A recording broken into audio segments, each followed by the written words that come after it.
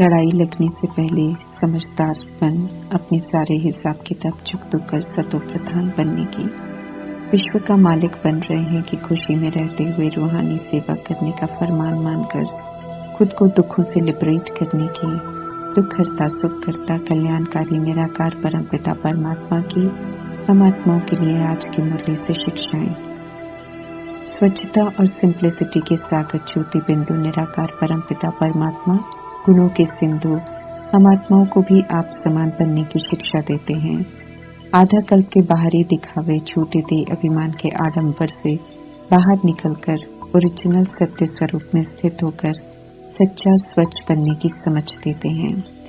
कलयुग में झूठ के मुखौटे लगाकर घूमते हैं, अंदर बाहर दो शख्सियत लेकर चलते हैं क्योंकि देह के अभिमान में रहते हैं। देह अभिमान में उलझनों का विस्तार है, इसलिए स्वच्छ नहीं है। ऊंच से ऊंच निराकार परमपिता परमात्मा साधारण तन का आधार लेकर बड़ी साधारणता से विश्व के परिवर्तन का महान कार्य करते हैं। ऐसे ही देह अभिमान को छोड़ आत्मा के स्वरूप में स्थित होकर साधारणता द्वारा अर्थात सिंपल रहकर महानता को प्रसिद्ध करने वाले सिंपल और सैंपल बनने को कहते हैं।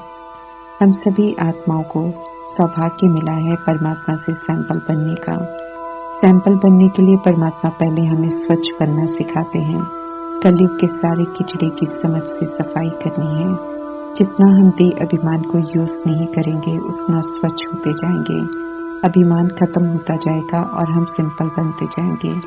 स्वच्छता के लिए परमात्मा कहते हैं जो हुआ ड्रामा में उस पर बिंदी लगाओ और अब मन के संकल्पों में, संबंध में, व्यवहार में, रहन सहन में अलौकिक बन जाओ। अलौकिकता में सादगी है, स्वच्छता है। मनसा के संकल्पों को स्वच्छ और सिंपल बनाने के लिए परमात्मा का फरमान है कि खुद के लिए और सर्वात्माओं के लिए एक समान संकल्प हो, सदा शुद्ध, सदा पवित्र, सकारात्मक, शुभ भावना, शुभकामना वाले, शक्तिशाली और कल्याणकारी संकल्प हों। संबंधों में स्वच्छता के लिए दैहिक दृष्टि वृत्ति को रिप्लेस कर आत्मा भाई भाई एक ही परमात्मा की संतान है कि संबंधों से इस तरह संबंधों से मधुरता आ जाएगी। व्यवहार में स्वच्छता के लिए परमात्मा कहते हैं कि कमल पुष्प के आसन की स्थिति पर स्थित होकर श्रेष्ठ व्यवहार करो। किसी के भी व्यवहार का हम पर प्रभाव न पड़े। व्यवहार करते हुए लगाव, प्रभाव, दबाव से सदा मुक्त स्थिति हो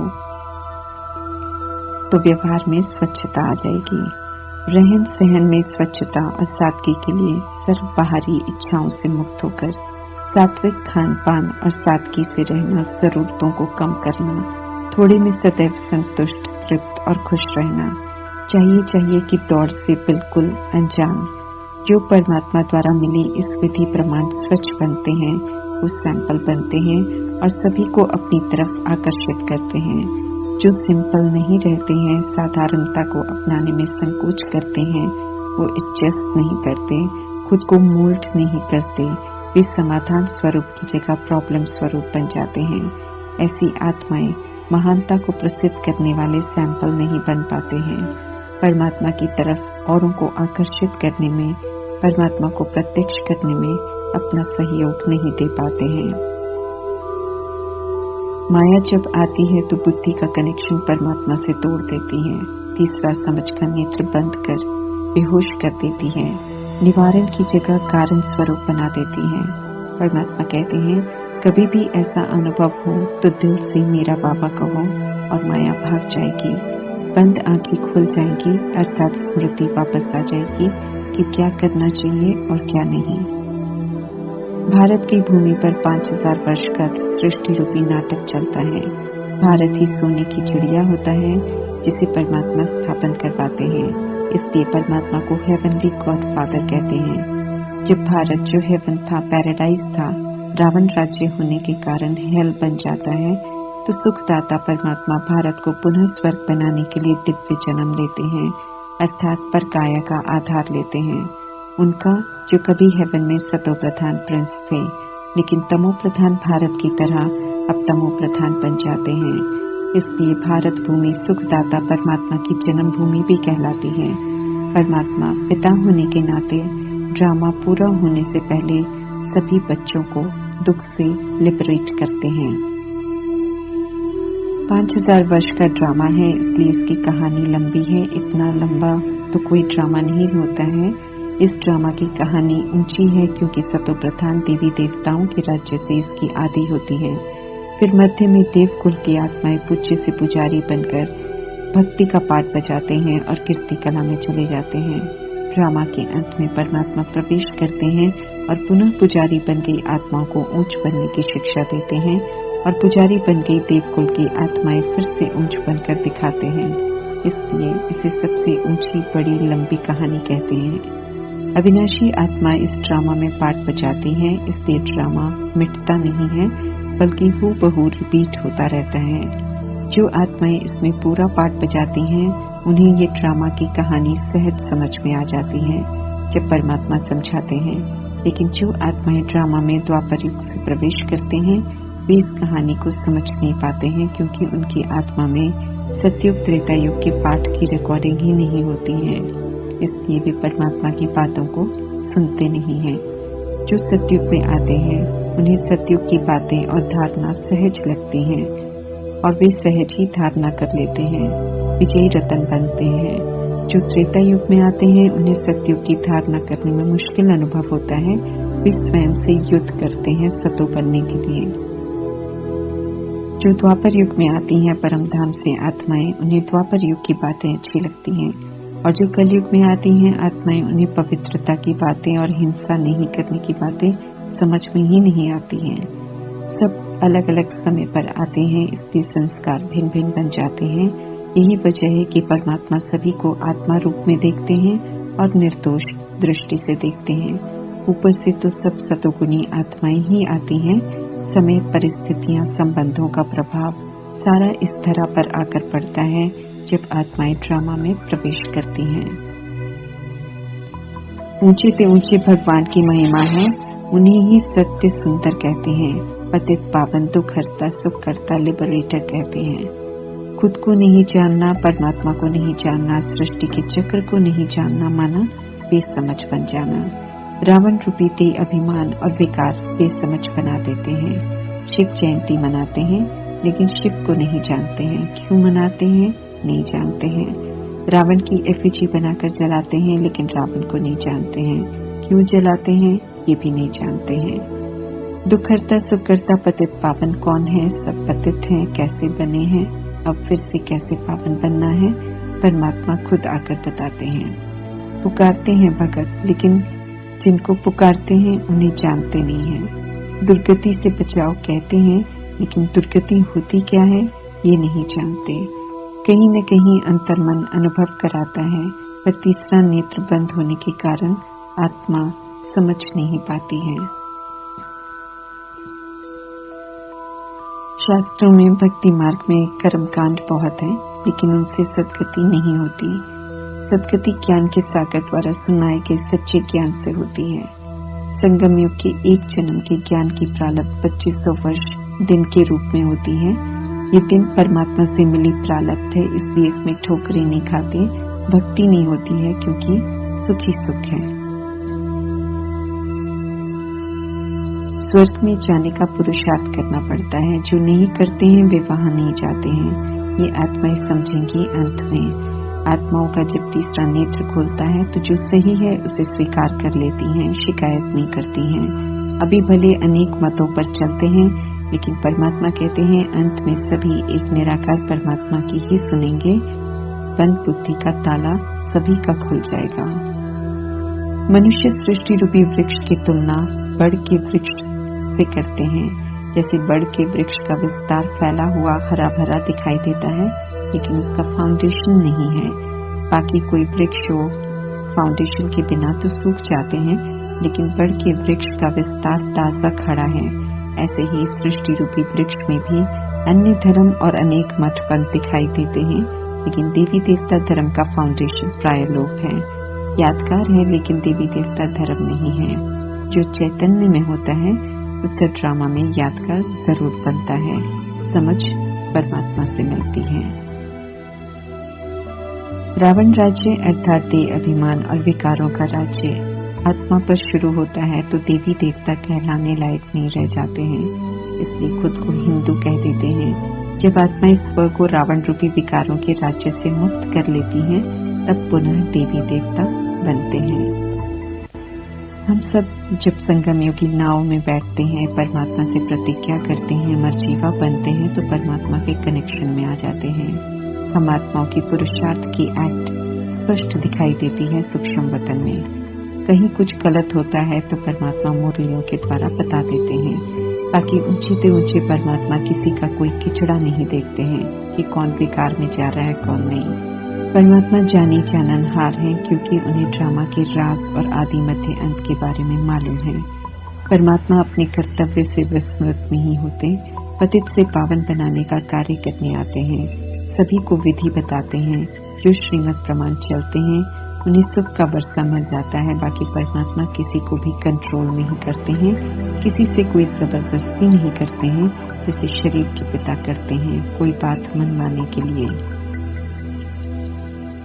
मुक्ति जीवन मुक्ति में जाने से पहले सारे हिसाब किताब चुकता करने हैं। हमें सतो प्रधान बनना है, दूसरों की बातों में नहीं जाना है। एक परमात्मा को याद करना है, उनकी ही श्रीमत पर चलना है। जो श्रीमत पर चलते हैं, याद में रहते हैं, हिसाब किताब चुकता कर लेते हैं, वे अपने को सेफ कर लेते हैं। जो परमात्मा का कहना नहीं मानते हैं, वे खुद को सजा का पात्र बना लेते हैं। परमात्मा उन्हें सजा नहीं देते हैं, अपनी अलबेलेपन की सजा ड्रामा द्वारा हर आत्मा को मिल जाती है। प्रारब्ध से भी खुद को वंचित कर लेते हैं। हम में से हर किसी को समझना है कि समय प्रमाण हमें क्या करना है। करेंगे तो क्या मिलेगा, नहीं करेंगे तो क्या होगा। परमात्मा तो हर बात स्पष्ट करते जा रहे हैं, और वही होना है जो परमात्मा कह रहे हैं, क्योंकि ड्रामा का राज उन्हीं को मालूम है। जैसे परमात्मा ने हम आत्माओं को भक्ति मार्ग से बाहर निकाला है, ऐसे ही युक्ति से अंधविश्वास में फंसी हुई आत्माओं को भी बताना है कि परमात्मा शिव है, शंकर नहीं, ताकि सभी का बुद्धि का योग एक निराकार से लगे। क्योंकि बिना परमात्मा को याद किए इस दुख धाम से हम मुक्त नहीं हो सकते हैं। जो जगते जा रहे हैं, सभी को परमात्मा का फरमान है कि औरों को जगाते चलो। भक्ति करते करते कामी, क्रोधी, लोभी, मोह से ग्रसित और अहंकारी बनते जाते हैं। ज्ञान से इन विकारों को फुल स्टॉप लगाने की समझ मिलती है परमात्मा से। परमात्मा पतित पावन है, इसलिए पतित बन गई कृष्ण की आत्मा के साधारण तन का आधार लेते हैं। उनसे पवित्रता की प्रतिज्ञा करवाकर, ब्रह्मा नाम देकर, फिर उनके मुख का आधार लेते हैं ताकि वो पावन बने। शंकर प्रजापिता ब्रह्मा के पुरुषार्थ की अंतिम देह के भान से परे की देही अभिमानी स्थिति है। संपूर्ण पाप समान स्थिति है। आकारी फरिश्ता स्थिति का यादगार है। शंकर में आकर परमात्मा क्या करेंगे? शंकर को गॉड फादर नहीं कह सकते हैं। गॉड उन्हें ही कहेंगे जिन्हें विश्व की सर्व आत्माएं, सर्व धर्म की आत्माएं स्वीकार करते हैं, और वे निराकार ज्योति बिंदु परमात्मा है, जिन्हें हिंदू, मुस्लिम, सिख, ईसाई सब स्वीकार करते हैं, ताकि शंकर, विष्णु, कृष्ण या अन्य देवी देवता या धर्म स्थापकों को सब भगवान के रूप में स्वीकार नहीं करते हैं। पुरुषार्थ सूक्ष्म होता है, दिखाई नहीं देता, लेकिन सत्य तो सभी के आगे स्पष्ट होता है, परंतु सारा याद नहीं रहता। इसलिए ड्रामा में यादगार जब बनते हैं तो सूक्ष्म पुरुषार्थ को स्थूल रूप में दिखा देते हैं, जिसका फिर अर्थ परमात्मा समझाते हैं। जैसे शंकर को दिखाते हैं तो शेर की खाल के ऊपर तपस्वी रूप में दिखाते हैं, और एक परमात्मा की लगन में मगन दिखाते हैं। शेर की खाल का आसन निर्भयता को दर्शाता है, जो परमात्मा के संग से आती है। देह पर कम वस्त्र उनकी देही अभिमानी स्थिति को दर्शाता है। विकार गले का हार बन जाते हैं, अधीन हो जाते हैं, अच्छे में परिवर्तित हो जाते हैं। आत्मा विकर्माजीत बन जाती है। त्रिशूल दर्शाता है कि जब बुद्धि की लाइन परमात्मा से कनेक्ट हो जाती है तो तीनों काल स्पष्ट हो जाते हैं। चंद्रमा शीतलता का प्रतीक है, जो परमात्मा के संग से आ जाती है। सिर से ज्ञान की गंगा बहती है, जो अनेकों का उद्धार करती है। बंद नेत्र खुल जाते हैं। जब तक यथार्थ अर्थ समझ नहीं आते तब तक समझ में नहीं आता है कि गले में सांप क्यों है। शंकर का तीसरा नेत्र खुलता है परमात्मा का संग मिलने से, तो अपने अंदर का रावण राज्य समाप्त होता है। बाकी शंकर कोई हिंसा नहीं करवाते। जब अंदर का रावण मरता है तो दुनिया से रावण राज्य खत्म होने का कार्य भी शुरू हो जाता है। परमात्मा से विपरीत बुद्धि आत्माएं यादव कौरव दे अभिमान में स्थूल विनाश कर देते हैं। रावण सबको पत्थर बुद्धि बना देता है, इसलिए साधना करने वाले साधु संत भी खुद को शिवोहम कह देते हैं और लोगों को परमात्मा से बेमुख कर खुद से जोड़ लेते हैं। परमात्मा से बेमुख करना और खुद से जोड़ना भी सबसे बड़ा गुनाह है। निराकार परमात्मा न साधना करते हैं, न भक्ति करते हैं, न संन्यास करते हैं, न किसी को याद करते हैं, न कोई वेश धारण करते हैं। अंत में सभी साधु संत धर्म स्थापकों का उद्धार परमात्मा ही करते हैं। भक्ति शास्त्र भक्ति की सामग्री सबका ड्रामा में अपना अपना पाठ है, इसलिए अच्छा व बुरा हम किसी को नहीं कहते, बल्कि अब ध्यान रखना है कि उतरती कला से चढ़ती कला की ओर जाना है और अनादि आदि को स्मृति में रखकर सतोगुणी और सतयोगी बनना है। भगवान हमें पढ़ा रहे हैं, विश्व का मालिक बना रहे हैं, तो बहुत खुशी में रहना है, खुशियां बांटनी है, माया ये भुलाए ना, खबरदार रहना है। यही समय है परमात्मा से पढ़कर समझदार बनने का, तो पूरा समझदार बनना है, अपना कल्याण करना है, फिर औरों के कल्याण के निमित्त भी बनना है, अर्थात उनका संबंध भी परमात्मा से जोड़ना है। खुद को रूह समझकर रूहों की सेवा करनी है। दे अभिमान का समझ से संपूर्ण त्याग कर देही अभिमानीपन परमात्मा से आधा कल्प के सुख का वर्षा लेना है, सतो प्रधान बनना है। बाकी परमात्मा कहते हैं कि किसी भी अन्य बातों में नहीं जाना है, समय प्रमाण जो करना है उस तरफ पूरा अटेंशन दो, क्योंकि सतो प्रधान बनकर वापस घर चलना है। ओम शांति।